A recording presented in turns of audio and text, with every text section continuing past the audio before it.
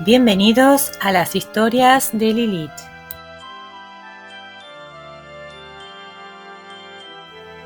Hola a todos, sean bienvenidos. Vamos a continuar con la segunda parte del capítulo especial número 20. Estamos celebrando que somos 1.600 personas suscriptas en este canal, así que vamos a continuar con esta aterradora historia de Conan Doyle. Espero que la estén disfrutando mucho y bueno, nada más, comencemos con el relato.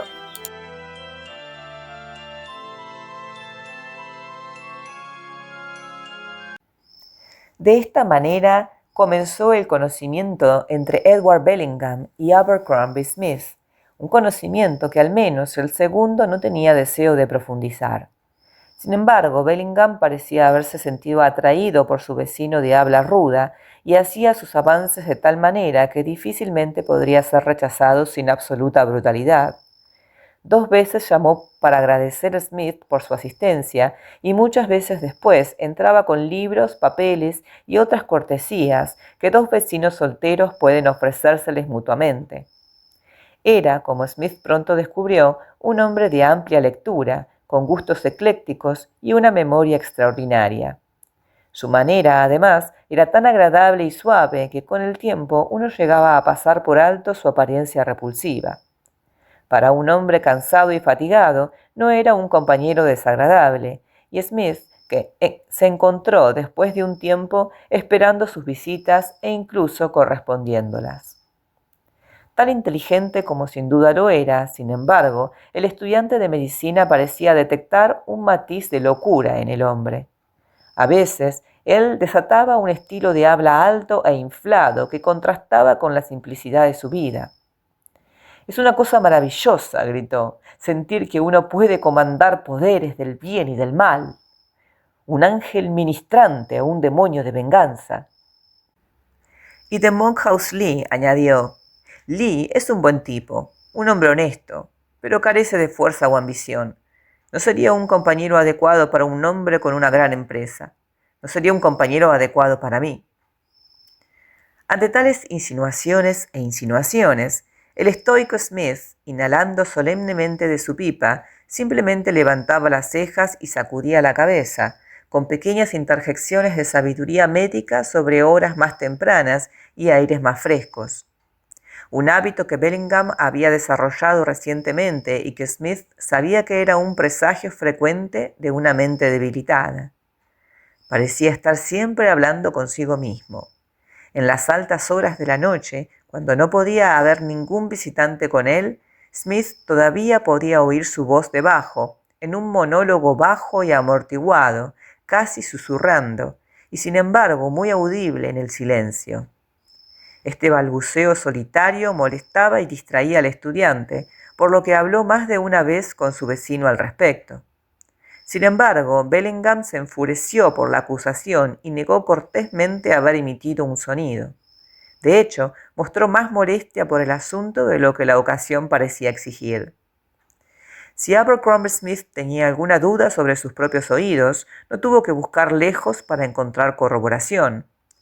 Tom Styles, el pequeño sirviente arrugado que había atendido las necesidades de los inquilinos en la torre durante más tiempo de lo que la memoria de cualquier hombre podía recordar, fue severamente cuestionado por el mismo asunto. «Si me permite, señor», dijo él, mientras ordenaba la habitación superior de una mañana, «¿cree usted que el señor Bellingham está bien, señor?» «¿Está bien, Styles?» «Sí, señor. Bien de cabeza, señor». «¿Por qué no lo estaría entonces?» «Bueno, no lo sé, señor. Sus hábitos han cambiado últimamente. Ya no es el mismo hombre que solía ser, aunque me permito decir que nunca fue uno de mis caballeros, como el señor Hastie o usted mismo, señor. Ha empezado a hablar consigo mismo de una manera terrible. Me pregunto si no le molesta. No sé qué pensar de él, señor». «No sé qué le importa a usted, Styles». «Bueno, tengo interés, señor Smith. Puede ser intrometido de mi parte, pero no puedo evitarlo. A veces siento como si fuera madre y padre de mis jóvenes caballeros. Todo recae sobre mí cuando las cosas salen mal y las relaciones surgen. Pero el señor Bellingham, señor, Quiero saber qué es lo que anda por su habitación a veces cuando está fuera y cuando la puerta está cerrada por fuera. ¿Eh? ¿Estás hablando tonterías, Styles? Quizás sí, señor, pero lo escuché más de una vez con mis propios oídos. Basura, Style. Muy bien, señor. Pararás la campana si me necesitas. Abercrombie Smith prestó poca atención al chisme del viejo sirviente, pero unos días después ocurrió un pequeño incidente que dejó un efecto desagradable en su mente y trajo las palabras de Styles de manera forzosa a su mente. Bellingham había venido a verlo tarde una noche y lo entretenía con un interesante relato sobre las tumbas de roca de Beni Hassan en el Alto Egipto, cuando Smith, cuya audición era notablemente aguda, escuchó claramente el sonido de una puerta abriéndose en el descansillo de abajo. «¿Hay algún tipo que ha entrado o salido de tu habitación?», comentó. Bellingham saltó y quedó de pie, indefenso por un momento, con la expresión de un hombre que está medio incrédulo y medio asustado. «Seguramente la cerré.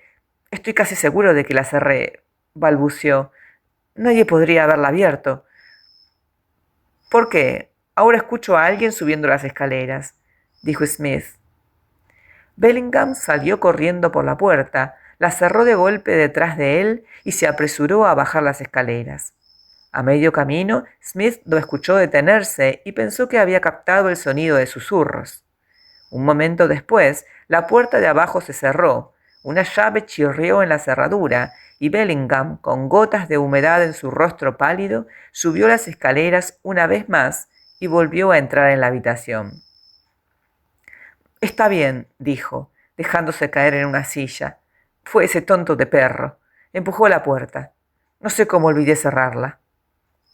«No sabía que tenías un perro», dijo Smith, mirando pensativamente el rostro perturbado de su compañero. «Sí, no lo tengo desde hace mucho. Debo deshacerme de él. Es una gran molestia». «Debe ser si te resulta tan difícil callarlo.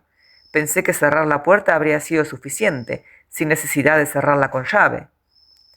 «Quiero evitar que el viejo Styles lo deje salir. Tiene algún valor, ¿sabes? Y sería incómodo perderlo». «Soy algo fanático de los perros yo mismo», dijo Smith, todavía mirando fijamente a su compañero por el rabillo del ojo. «Quizás me dejes echarle un vistazo». «Claro, pero me temo que no puede ser esta noche. Tengo una cita». «¿Ese reloj está bien?» «Entonces ya llegó cuarto de hora tarde. Me disculpas, estoy seguro». Recogió su gorro y se apresuró a salir de la habitación. A pesar de su cita, Smith lo escuchó volver a entrar en su propia cámara y cerrar la puerta detrás. Esta entrevista dejó una impresión desagradable en la mente del estudiante de medicina. Bellingham le había mentido, y mentido tan torpemente que parecía como si tuviera razones desesperadas para ocultar la verdad. Smith sabía que su vecino no tenía perro. También sabía que el paso que había escuchado en las escaleras no era el de un animal. Pero si no lo era, ¿qué podría ser?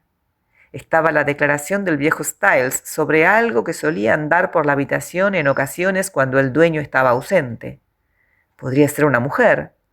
Smith se inclinaba más hacia esta opinión. Si era así, significaría deshonra y expulsión para Bellingham si las autoridades lo descubrieran, de modo que su ansiedad y falsedades podrían explicarse. Y sin embargo, era inconcebible que un estudiante de pregrado pudiera mantener una mujer en sus habitaciones sin ser detectado al instante. Sea cual fuera la explicación, había algo feo en ello, y Smith decidió, mientras se volvía hacia sus libros, desalentar todos los intentos futuros de intimidad por parte de su vecino de habla suave y de aspecto desagradable. Pero su trabajo estaba destinado a ser interrumpido esa noche.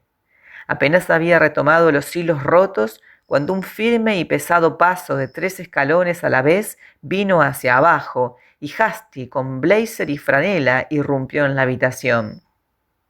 «Aún en ello», dijo él, acomodándose en su habitual sillón. «¿Qué tipo eres para sofocar? Creo que podría venir un terremoto y tumbar Oxford en un sombrero ladeado, y tú te sentarías perfectamente plácido con tus libros entre las ruinas. Sin embargo, no te aburriré mucho. 3 inhalaciones de tabaco y me voy. ¿Cuál es la noticia entonces?, preguntó Smith, metiendo un poco de bird's eye en su pipa con el dedo índice. Nada de mucho. Wilson hizo 70 para los novatos contra los 11. Dicen que lo usarán en lugar de Buddicombe, porque Buddicombe está despejado de color. Solía poder lanzar un poco, pero ahora no son más que golpes medios y saltos largos. Medio derecho, sugirió Smith, con la intensa gravedad que adquiere un varsity man cuando habla de atletismo, inclinándose hacia rápido, con un trabajo desde la pierna. Lanza con el brazo aproximadamente 3 pulgadas o más. Solía ser desagradable en un wicket mojado.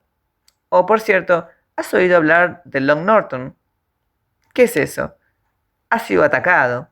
¿Atacado? Sí, justo cuando salía de la High Street y a menos de 100 yardas de la puerta de Lowell's.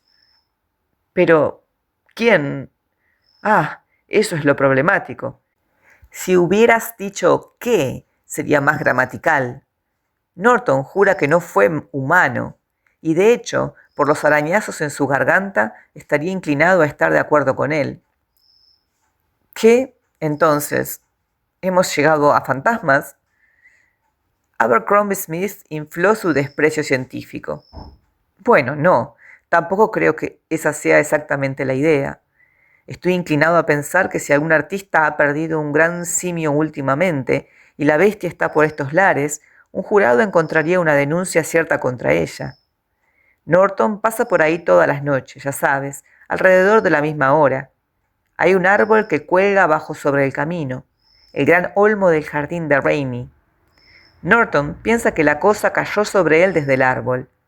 De todos modos, casi fue estrangulado por 2 brazos, que dice él eran tan fuertes y delgados como bandas de acero.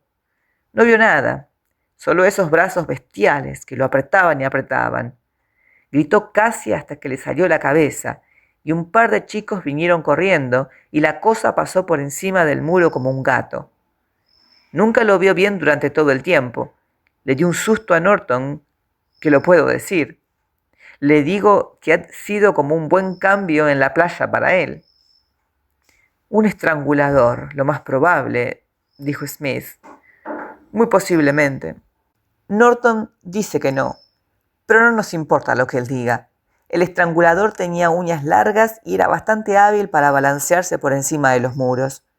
Por cierto, tu hermoso vecino estaría complacido si lo escuchara sobre esto. Tenía una rencilla con Norton, y no es un hombre, según lo que sé de él, para olvidar sus pequeñas deudas. Pero, hola, viejo amigo, ¿qué tienes en tu cabeza? Nada, respondió Smith cortésmente. Se levantó de su silla y una expresión surgió en su rostro que aparece cuando un hombre es sorprendido de repente por alguna idea desagradable. Parecías como si algo de lo que había dicho te hubiera sorprendido. Por cierto, has hecho el conocimiento del maestro B, desde la última vez que entré, ¿no? El joven Monkhouse Lee me dijo algo en ese sentido. Sí, lo conozco ligeramente. Ha venido aquí 1 o 2 veces. Bueno, eres lo suficientemente grande y feo para cuidarte solo. Sin embargo, no lo llamaría exactamente un tipo saludable. Sin duda, es muy inteligente y todo eso. Pero pronto lo descubrirás por ti mismo. Lee está bien. Es un pequeño compañero muy decente. Bueno, hasta luego, viejo amigo. Remo Mullins para el bote del vicerrector la semana que viene el miércoles. Así que asegúrate de venir, en caso de que no te vea antes. Bobbin Smith dejó su pipa y volvió a enfocarse estoicamente en sus libros una vez más. Pero con toda la voluntad del mundo, le resultaba muy difícil mantener su mente en su trabajo. Se le escapaba a meditar sobre el hombre de abajo y sobre el pequeño misterio que rodeaba sus cámaras. Luego, sus pensamientos se dirigieron hacia este singular ataque del que había hablado Hastie y hacia el rencor que se decía que Bellingham debía al objeto de él. Las 2 ideas persistían en elevarse juntas en su mente, como si hubiera alguna conexión cercana e íntima entre ellas. y sin embargo la sospecha era tan tenue y vaga que no podía expresarse en palabras. «Maldito tipo», exclamó Smith, lanzando su libro de patología a través de la habitación. «Ha arruinado la lectura de mi noche y eso es razón suficiente, si no hubiera otra, para mantenerme alejado de él en el futuro». Durante 10 días, el estudiante de medicina se confinó tan estrictamente a sus estudios que ni vio ni escuchó nada de ninguno de los hombres que vivían debajo de él. En las horas en que Bellingham solía visitarlo, se cuidaba de lucir su roble, y aunque más de una vez escuchó golpes en su puerta exterior, se negó resueltamente a responder. Sin embargo, una tarde, estaba descendiendo las escaleras justo cuando la estaba pasando, la puerta de Bellingham se abrió de golpe y el joven Monkhouse Lee salió con los ojos brillantes y un rubor oscuro de ira en sus mejillas oliva. Justo detrás de él siguió Bellingham, con su rostro gordo e insalubre, temblando de pasión maligna. «Tonto», siseó. «Muy probable», gritó el otro. «Cuida lo que digo. Se acabó. No quiero oírlo». «De todos modos, lo has prometido». «Oh, lo mantendré. Lo hablaré. Pero preferiría que la pequeña Eva estuviera en su tumba. De una vez por todas, se acabó. Ella hará lo que yo diga. No queremos verte de nuevo». Smith no pudo evitar escuchar tanto, pero se apresuró, pues no deseaba involucrarse en su disputa. Había una ruptura seria entre ellos, eso estaba claro, y Lee iba a causar que el compromiso con su hermana se rompiera. Smith pensó en la comparación de Hasty entre el sapo y la paloma y se alegró al pensar que el asunto había llegado a su fin. El rostro de Bellingham cuando estaba en una pasión no era agradable de ver. No era un hombre en quien se pudiera confiar una niña inocente de por vida. Mientras caminaba, Smith se preguntaba con lentitud qué podría haber causado la pelea y cuál podría ser la promesa que Bellingham estaba tan ansioso porque Monkhouse Lee cumpliera. Era el día del partido de remo entre Hasty y Mullins, y una corriente de hombres se dirigía hacia las orillas del Isis. Un sol de mayo brillaba intensamente, y el camino amarillo estaba barrido por las sombras negras de altos olmos. A ambos lados, los grises colegios se retiraban de la carretera, las viejas madres dementes mirando desde sus altas ventanas, con vidrios divididos, la marea de vida joven que pasaba tan alegremente. Tutores vestidos de negro, funcionarios rígidos, hombres pálidos leyendo, jóvenes atletas de rostro marrón y sombrero de paja, con suéteres blancos o blazers de muchos colores, todos se apresuraban hacia el río azul y serpenteante que atraviesa los prados de Oxford. Abercrombie Smith, con la intuición de un viejo remero, eligió su posición en el punto donde sabía que la lucha, si la había, ocurriría. A lo lejos escuchó el zumbido que anunciaba el inicio, el rugido creciente de la aproximación, el trueno de los pies corriendo y los gritos de los hombres en los botes debajo de él.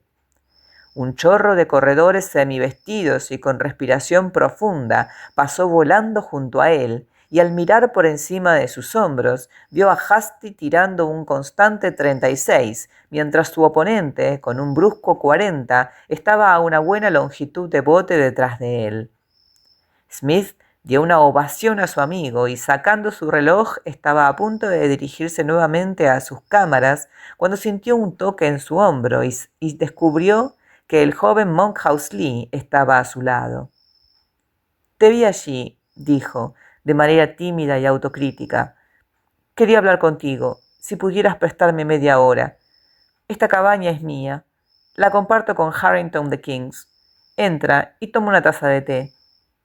«Debo regresar pronto», dijo Smith. «Estoy muy ocupado en este momento, pero entraré unos minutos con gusto. No habría salido si Hasty no fuera un amigo mío». «Así es, también es un amigo mío. No tiene un estilo hermoso. Mullins no estuvo. Pero entra en la cabaña. Es un pequeño refugio, pero es agradable para trabajar durante los meses de verano». Era un edificio pequeño, cuadrado y blanco, con puertas y contraventanas verdes y un porche de enrejado rústico, ubicado a unos 50 metros de la orilla del río. En el interior, la habitación principal estaba rústicamente amueblada como un estudio. Mesa de madera sin pintar, estantes sin pintar con libros y algunas oleografías baratas en la pared. Una tetera cantaba sobre una estufa de espíritu y había utensilios de té en una bandeja sobre la mesa. «Prueba esa silla y toma un cigarrillo», dijo Lee. «Déjame servirte una taza de té. Es muy amable de tu parte venir. Ya sé que tu tiempo está bastante ocupado. Quería decirte que, si yo fuera tú, cambiaría mis habitaciones de inmediato». «¿Eh?» Smith se sentó mirando una cerilla encendida en una mano y su cigarrillo sin encender en la otra. «Sí, debe parecer muy extraordinario», gritó, «sentir que uno puede comandar poderes del bien y del mal, un ángel ministrante, un demonio de venganza». Y de Monkhouse Lee añadió: «Lee es un buen tipo, un hombre honesto, pero carece de fuerza o ambición. No sería un compañero adecuado para un hombre con una gran empresa. No sería un compañero adecuado para mí». Ante tales insinuaciones, el estoico Smith, inhalando solemnemente de su pipa, simplemente levantaba las cejas y sacudía la cabeza, con pequeñas interjecciones de sabiduría médica sobre horas más tempranas y aires más frescos. «Es una advertencia», dijo. «Si hay una razón real para advertir, ninguna promesa puede atarte. Si veo a un bribón a punto de volar un lugar con dinamita, ninguna promesa se interpondrá en mi camino para prevenirlo». «Ah, pero no puedo prevenirlo, y no puedo hacer nada más que advertirte. Contra Bellingham. Pero eso es infantil. ¿Por qué debería temerle a él o a cualquier hombre? No puedo decírtelo. Solo puedo rogarte que cambies tus habitaciones. Estás en peligro donde estás. Ni siquiera digo que Bellingham desee hacerte daño, pero podría suceder, pues él es un vecino peligroso en este momento».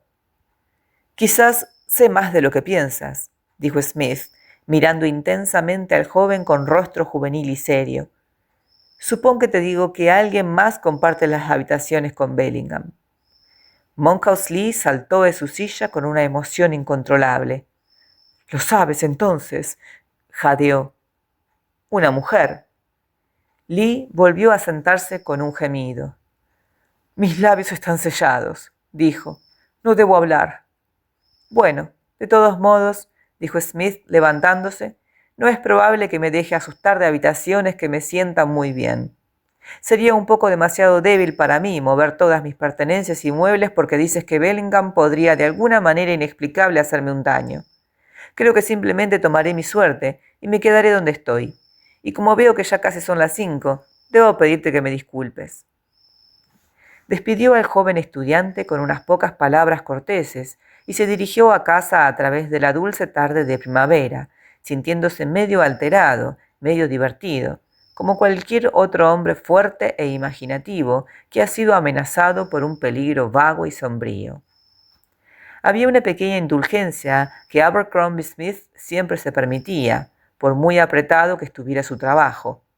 2 veces a la semana, los martes y viernes, era su costumbre invariable caminar hasta Farlingford, la residencia del Dr. Plumtree Peterson, situado a aproximadamente 1,5 millas de Oxford. Peterson había sido un amigo cercano del hermano mayor de Smith, Francis, y como era soltero, bastante acomodado, con un buen sótano y una mejor biblioteca, su casa era un agradable destino para un hombre que necesitaba una caminata enérgica. 2 veces a la semana, entonces, el estudiante de medicina se dirigía por los caminos rurales oscuros y pasaba una agradable hora en el cómodo estudio de Peterson, discutiendo con una copa de oporto viejo los chismes de la Varsity o los últimos desarrollos de la medicina o de la cirugía. El día que siguió a su entrevista con Monkhouse Lee, Smith cerró sus libros a las 8:15, la hora en que usualmente partía hacia la casa de su amigo. Sin embargo, al salir de su habitación, sus ojos casualmente cayeron sobre uno de los libros que Bellingham le había prestado, y su conciencia lo molestó por no haberlo devuelto. Por muy repulsivo que fuera el hombre, no debía ser tratado con descortesía. Tomando el libro, bajó las escaleras y tocó la puerta de su vecino. No hubo respuesta, pero al girar la manija descubrió que estaba desbloqueada. Contento ante la idea de evitar una entrevista, entró y colocó el libro con su tarjeta sobre la mesa. La lámpara estaba encendida a media luz, pero Smith podía ver claramente los detalles de la habitación. Todo estaba muy parecido a como lo había visto antes. El friso, los dioses con cabezas de animal, el cocodrilo colgante y la mesa llena de papeles y hojas secas. El sarcófago de la momia estaba erguido contra la pared, pero la propia momia estaba ausente. No había señal de ningún segundo ocupante de la habitación y sintió al retirarse que probablemente le había hecho una injusticia a Bellingham. Si tenía un secreto culpable que preservar, difícilmente dejaría su puerta abierta para que todo el mundo pudiera entrar. La escalera de caracol era tan negra como el alquitrán. Smith estaba descendiendo lentamente por sus escalones irregulares cuando de repente se dio cuenta de que algo lo había pasado en la oscuridad. Hubo un sonido débil, un soplo de aire, un ligero roce junto a su codo, pero tan leve que apenas podía estar seguro de ello. Se detuvo y escuchó, pero el viento susurraba entre la hiedra afuera y no pudo oír nada. «¿Eres tú, Styles?», gritó. No hubo respuesta, y todo estuvo quieto detrás de él. Debió haber sido una ráfaga de aire repentina, pues había grietas y fisuras en la vieja torre. Y sin embargo, casi juraría que escuchó un paso junto a él. Había emergido al patio, todavía repasando el asunto en su mente, cuando un hombre corrió rápidamente a través del césped bien cortado. «¿Eres tú, Smith?» «Hola, Hasty». «Por el amor de Dios, ven de inmediato. El joven Lee se ha ahogado. Aquí está Harrington de King's con la noticia. El doctor está fuera. Lo lograrás, pero ven de inmediato. Puede que aún tenga vida». «¿Tienes brandy?» «No, lo traeré. Hay una botella en mi mesa». Smith bajó corriendo las escaleras, tomando 3 a la vez. Agarró la botella y estaba corriendo con ella, cuando al pasar por la habitación de Bellingham, sus ojos cayeron sobre algo que lo dejó jadeando y mirando hacia el descansillo. La puerta, que había cerrado detrás de él, ahora estaba abierta, y justo frente a él, con la luz de la lámpara brillando sobre ella, estaba el sarcófago de la momia. Hace 3 minutos estaba vacío. Podía jurar que lo estaba. Ahora enmarcaba el cuerpo delgado de su horrible ocupante, que se mantenía serio e inmóvil, con su rostro negro y arrugado hacia la puerta. La forma estaba inerte e inmóvil, pero le parecía a Smith, mientras lo miraba, que aún quedaba una chispa lúgubre de vitalidad, alguna señal débil de conciencia en los pequeños ojos que acechaban en lo profundo de las órbitas huecas. Tan asombrado y sacudido estaba que había olvidado su tarea y aún estaba mirando a la figura delgada y hundida cuando la voz de su amigo abajo le recordó a sí mismo. «Vamos, Smith», gritó, «es vida o muerte, ya sabes. Date prisa. Ahora, pues», añadió, mientras el estudiante de medicina reaparecía, «hagamos una carrera. Está bien por debajo de 1 milla y deberíamos hacerlo en 5 minutos. Una vida humana vale más la pena correr por ella que un bote». Juntos corrieron codo a codo a través de la oscuridad y no se detuvieron hasta que, jadeando y agotados, llegaron a la pequeña cabaña junto al río. El joven Lee, flácido y goteando como una planta rota, estaba tendido sobre el sofá, la espuma verde del río en su cabello negro y una franja de espuma blanca en sus labios de tono plomizo. A su lado, arrodillado, estaba su compañero de estudios, Harrington, intentando restablecer algo de calor en sus rígidas extremidades. «Creo que hay vida en él», dijo Smith, con la mano en el costado del joven. «Coloca tu reloj en sus labios. Sí, hay un atisbo. Toma un brazo, Hasty. Ahora trabaja como yo y pronto lo haremos despertar».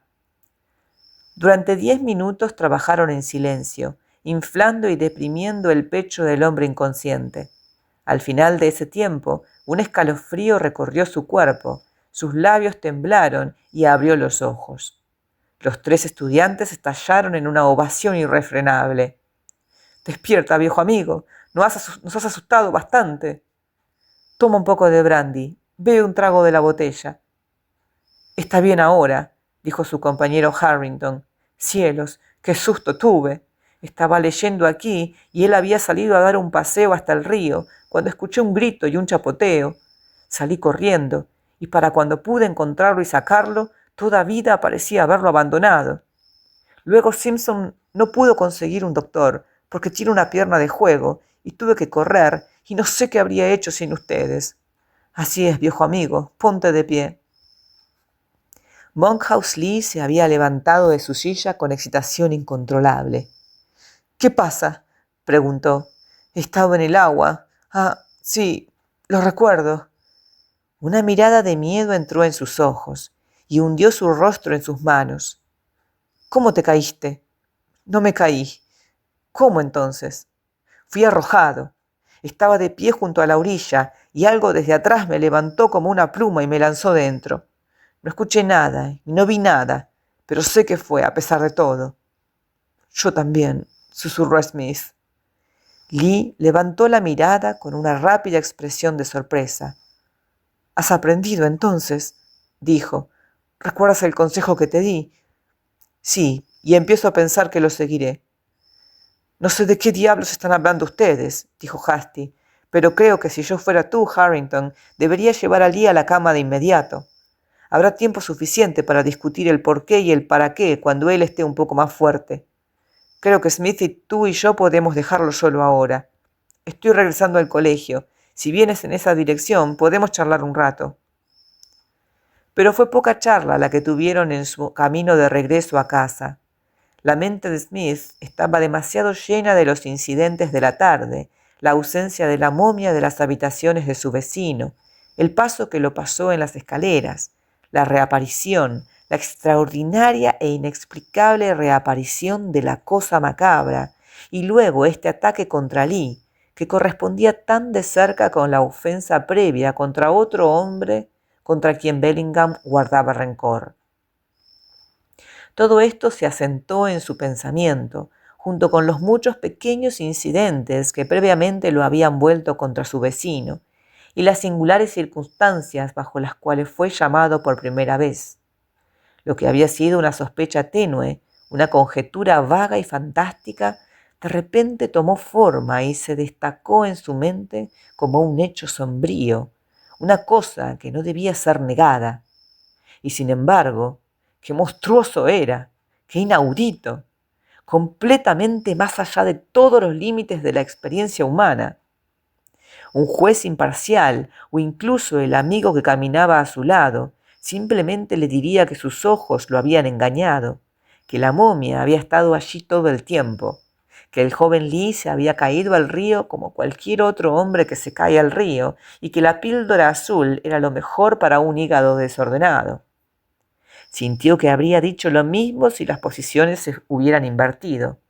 Y sin embargo, podía jurar que Bellingham era un asesino de corazón y que manejaba un arma como ninguna otra que un hombre hubiera usado en toda la sombría historia del crimen. Muy bien, y así finaliza el segundo capítulo de esta gran historia. Vemos que están sucediendo cosas extrañas, este personaje que esconde cosas que no podemos comprender del todo y que se relacionan con diferentes accidentes. Así que, bueno, la historia se vuelve cada vez más compleja e intrigante y todavía tenemos un capítulo más, así que los voy a estar esperando la próxima en el siguiente capítulo. Si les gustó, no se olviden de suscribirse, de dejar like y sobre todo comenten qué opinan sobre este personaje tan extraño. Muchísimas gracias por haberme acompañado y los espero la próxima.